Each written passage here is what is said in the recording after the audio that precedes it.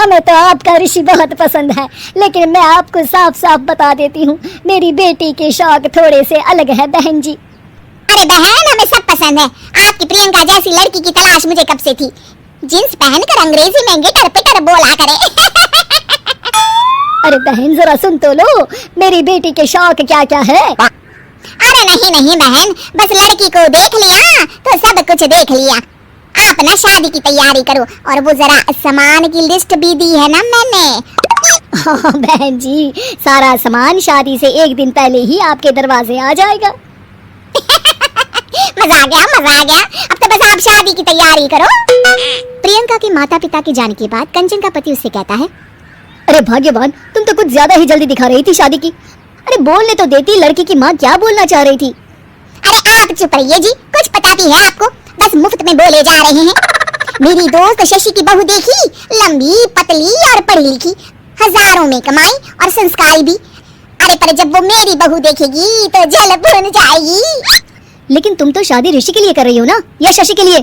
तुम्हारा लड़का कुछ कमाता भी नहीं है और शरीर भी भगवान की दुआ से फूलता ही जा रहा है। फिर बोले आप, फिर बोले आप। मैंने कहा ना, प्रियंका जैसी जींस पहनकर अंग्रेजी झाड़ने वाली बहू किस्मत वालों को ही मिलती है। चुप रहिए आप। पति के लाख कहने पर भी कंचन ऋषि की शादी प्रियंका से करवा देती है। लेकिन प्रियंका जैसे ही घर में आती है, वैसे ही जोर जोर से चिल्लाकर नाचने लगती है। आज मेरे यार की शादी है, आज मेरे यार की शादी है, अरे नाचो मत नाचो। आज मेरे यार की शादी है। कंचन, उसका पति और ऋषि ये देखकर हैरान रह जाते हैं। लग रहा है बहू को शादी की बड़ी खुशी है। हाँ, बहू क्यों नहीं, हम भी नाचेंगे। अरे नाचो नाचो जी, मुंह क्या देख रहे हो, चलो चलो नाचो, बहू कह रही है। कंचन ये कहकर प्रियंका के साथ नाचने लगती है। ऋषि और उसके पिता वहाँ से चले जाते हैं। अगले दिन कंचन अपनी सहेलियों को प्रियंका से मिलवाने के लिए घर बुलाती है, जहाँ शशि भी आती है। अरे शशि, कैसी हो? मैं ना तुम्हें प्रियंका से मिलवाती हूँ। अरे सच में बहुत ही एडवांस सोच की लड़की है, कितने मॉडर्न ख्यालात है उसके, पता है तुम्हें?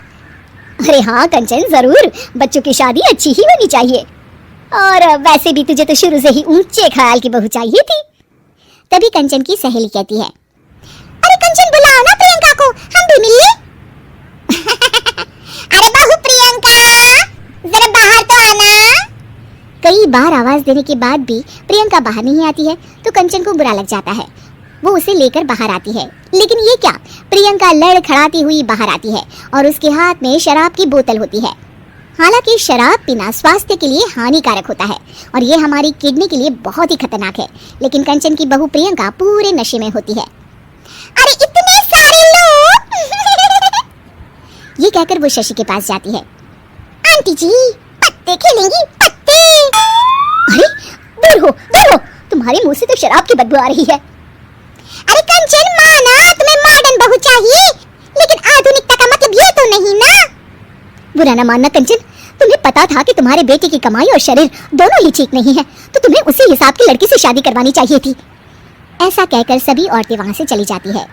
तभी प्रियंका की माँ कंचन के घर आती है। अरे बहन जी, बड़ी चालाक निकली आप तो, बिना बताए अपनी पियक्कड़ बेटी मेरे लायक बेटे के गले में बांध दी। और हाय, बड़ी आई बिना बताए। उस दिन जब मैं ये बात बता रही थी तो तुम तो सुनने को भी तैयार नहीं थी। अब भुगतो तुम।